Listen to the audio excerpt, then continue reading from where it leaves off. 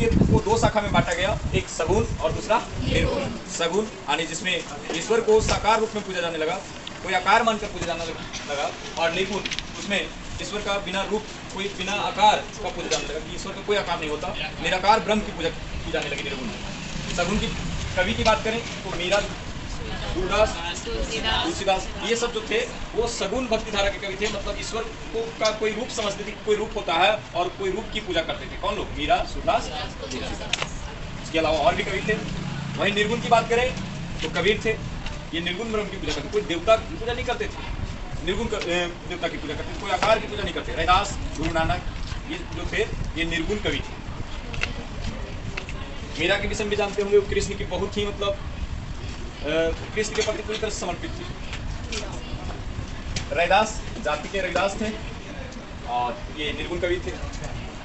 भक्ति आंदोलन की शुरुआत की बात करें तो ये 6वीं शताब्दी में हुई, 6वीं-7वीं शताब्दी के आसपास हुई, लेकिन शुरुआत जो कहीं ना कहीं हुई वो 6वीं शताब्दी में हुई और दक्षिण भारत से हुई। दक्षिण भारत के तमिलनाडु, केरल वाले इलाके से हुई। तो तमिलनाडु खास करके पहला जो जगह है वो तमिलनाडु ध्यान में रखेंगे, इसी एरिया से भक्ति आंदोलन की शुरुआत हुई। और इस भक्ति आंदोलन का शुरुआत करने में दक्षिण भारत के अलवार और नैनार संतों का महत्वपूर्ण योगदान था। दक्षिण भारत में अगर कहें भक्ति आंदोलन के प्रमुख जो नेता रहे, जो हेड रहे, लीडर रहे, कह सकते हैं वे शंकराचार्य थे, आदि गुरु शंकराचार्य।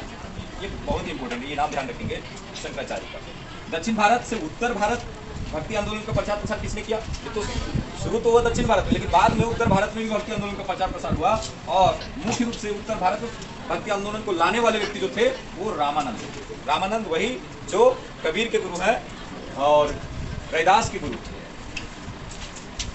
अगर बात करें भजन कीर्तन प्रणाली के जन्मदाता कौन है, तो भजन कीर्तन आप सुनते हैं हरे राम हरे कृष्ण जो होते रहता है मंदिरों में अक्सर, उसका शुरुआत किसने करवाया था? तो चैतन्य महाप्रभु ने करवाया था। याद रखेंगे, ये भी बड़ा इंपॉर्टेंट क्वेश्चन है। भजन कीर्तन प्रणाली की शुरुआत किसने की? यहाँ आप क्लास 12 के लिए भले इंपॉर्टेंट ना हो, लेकिन आप जब कंपटीशन में बैठेंगे ना तो ये सब प्रश्न भर भर के आते हैं एग्जाम में, बड़ा इंपॉर्टेंट क्वेश्चन है। तो भजन कीर्तन प्रणाली के जन्मदाता कौन है? चैतन्य महाप्रभु। ये बंगाल के थे, इन्हें गौरांग स्वामी कहा जाता है क्योंकि ये गोरे रंग के थे। बात करें अलवार और नैनार संतों में शामिल कौन कौन थे? आप जानते हैं कि दक्षिण भारत में अलवार और नैनार संत निरंतर गलियों में घूमते थे और भजन कीर्तन करते थे। लोग उनके भजनों को सुनकर उनके साथ जुड़ जाते थे और धीरे धीरे उनका विशाल समुदाय हो जाता था। जो कि पिछले क्लास में देखे थे, वे बाद में बताते थे ये मेरे इष्ट देव का पावन स्थल है, वहाँ पर राजा द्वारा मंदिर वगैरह का निर्माण करा दिया जाता था, क्योंकि उनका बहुत बड़ा समूह बन जाता था उन संतों का।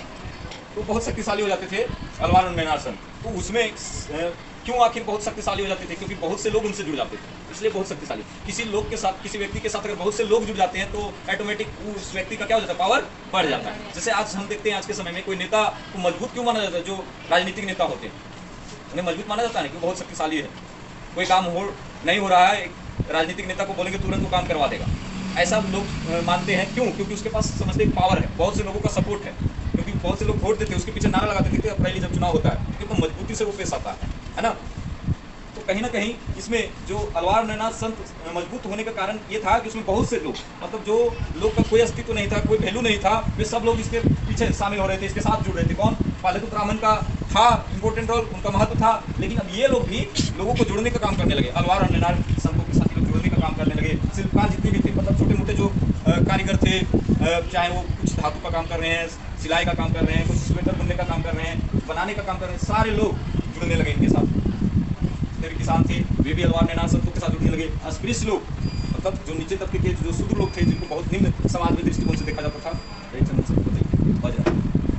और जितने भी चंडाल जाति के लोग थे, चंडाल, ये चंडाल जो होते थे गांव से बाहर रखा जाता था, इनको बहुत ही निम्न किसका समझा जाता था। इनका काम मुख्य रूप से होता था लाशों को दफनाने वगैरह का काम होता था। इनको गांव में घूमने की आज़ादी नहीं थी। अगर घूमते तो रात में नहीं घूम सकते थे, क्योंकि अगर मान लो रात को देख लिया कोई तो डर जाएगा, बेहोश हो जाएगा, इसलिए रात में घूमने की कोई आज़ादी नहीं थी। इनको ऐसे वस्त्र पहनने का आज़ादी था जो फेंके हुए वस्त्र हैं, इन्हें अच्छा वेशभूषा में रहने का अधिकार नहीं था। और ये लोग शमशान में जाकर सोते थे और गाँव में रहने की आज़ादी नहीं थी। अगर कपड़े पहनने की बात है तो फेंके हुए वस्त्र, बर्तन का प्रयोग करना है तो फेंका हुआ बर्तन में भोजन करते थे, फेंक दिया बर्तन उसमें करते थे। और गाँव में घूमने की आज़ादी नहीं थी। अगर गाँव में घूमा भी तो उसे करताल बजाते हुए, झाल बजाते हुए घूमना पड़ता था, ताकि बगल जो आदमी है वो सुन के चेहरा अपना मोड़ ले, उसको नजर ना पड़े, क्योंकि वो बहुत गंदा होता था, उसको देखने में लोग घिन आता था। इस प्रकार का उसका हो जाता था रात रात। तो समाज वाले ने उसको ये स्थिति बना के रख दिया था। तो चंडाल वगैरह को भी सम्मिलित किया जाने लगा। धीरे धीरे क्या हुआ? अलवार और नैनार संतों का बहुत बड़ा समुदाय बन गया। एक संत हैं, अलवार संत है जिनका नाम है कोंद्राटी पोटी। उन्होंने कहा कि अगर कोई व्यक्ति चतुर्वेदी क्यों ना हो, मतलब चारों वेदों का ज्ञाता क्यों ना हो, तो भी उनको ईश्वर पसंद नहीं करेंगे। अगर वो ईश्वर के चरणों में ना हो, मतलब ईश्वर के प्रति समर्पित ना हो, तो ईश्वर उन्हें पसंद नहीं करेंगे। ईश्वर उन्हीं को पसंद करते हैं जो उनके चरणों में। कोई कितना बड़ा ज्ञाता हो जाए तो ईश्वर उनको पसंद नहीं करते। ये बात किसने कही? तो कोंद्राटी पोटी। कोंद्राटी पोटी कैसे संत थे? अलवार संत। इसको याद रखेंगे, कोंद्राटी पोटी अलवार संत थे। कैसे संत? अलवार संत। एक संत है अपार समंदर और सुंदरार, ये है नैनार संत। अपार समंदर और सुंदरार, ये दोनों है नैनार संत। लेकिन यहाँ पर बात है, अपार समंदर मारपेरू अर्थात जग के स्वामी के प्रति पूरी तरह से नतमस्तक थे। मारपेरू यानी जग के स्वामी मतलब शिव। ये तंजावुर जिले में है, तमिलनाडु के तंजावुर जिले में शिव का मंदिर है, यानी मारपेरू का मंदिर है, उसके प्रति पूरी तरह समर्पित थे। कौन? तो अपार समंदर। 12 अलवार संतों का एक रचना है, इसका नाम है नल ईरा द्वीप प्रबंधन। 12 अलवार संत का रचना है नल ईरा द्वीप प्रबंधन। ये इनको तमिल वेद कितना महत्व मिला है।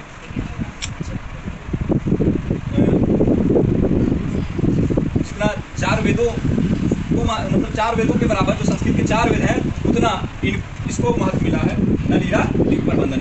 इसमें नल ईरा द्वीप प्रबंधन में 12 अलवार संत मिलकर इसकी रचना की। क्या करके किसने? नल ईरा द्वीप प्रबंधन को कितने अलवार संतों ने मिलकर रचा? तो 12। इसमें 4000 काव्यों का संकलन, 4000 काव्य हैं, कविताएं इसमें नल ईरा द्वीप प्रबंधन। नल ईरा द्वीप प्रबंधन बोलने से चीजें याद होगी, बोलेंगे बार बार इसको। अपार समंदर और सुंदरार ये दोनों नैनार संत थे। इनकी भी एक कविता थी, संकलित कविता मतलब जमा की हुई कविता, जिसका नाम है कौरम। ये कविता 10वीं शताब्दी में संपादित हुई मतलब पब्लिश हुई 10वीं शताब्दी में। एक महिला अलवार संत का नाम है अंडाल। ये विष्णु के प्रति समर्पित थी और विष्णु की पूजा प्रेयसी बनकर मतलब प्रेमिका बनकर करती थी। कौन? अंडाल। और दूसरी एक महिला संत है करिकाल अमैयार। करिकाल अमैयार ये शिव की पूजा करती थी और शिव की पूजा पिता के रूप में करती थी, मतलब शिव को पिता मान के पूजा करती थी। और जबकि अंडाल जो है वो प्रेमी मानती थी विष्णु को, प्रेमी और खुद को प्रेयसी मतलब प्रेमिका, खुद को प्रेमिका मानती थी और प्रेमिका मानकर विष्णु